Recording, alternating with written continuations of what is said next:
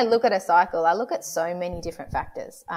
So often you'll hear like a woman might go to a GP and say, I'm not getting pregnant. And the first question is, how many days is your cycle? Oh, it's 28 days. Oh, that's fine. Keep trying. But there's so much more to a cycle than just the length of it.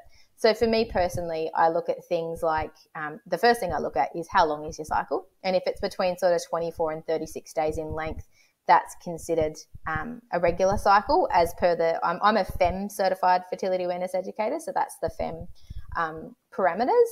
But the next thing I look at is that luteal phase. So that second half of the cycle. And is that, between about, even though FEM says 9, I like to see a luteal phase that's more around that 12 to 18 days in length. Is it nice and long so that we've got enough time for ovulation to happen, for implantation to happen, and for that egg to be held in place.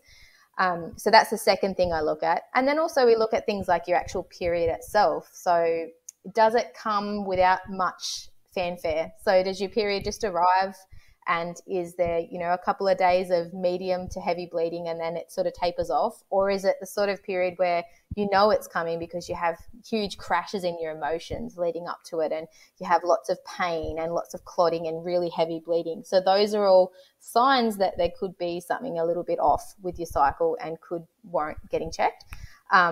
So we're looking at ovulation, our luteal phase, the period, and then we're looking at, you can even look further at, well, are you experiencing healthy cervical mucus throughout the lead up to ovulation as well? And, we're wanting to have enough healthy cervical mucus to ensure that ovulation takes place and that, conception is possible as well. So there's a lot of different elements I look at, but I always start with sort of how long it is, and then that luteal phase is super important, and then period as well.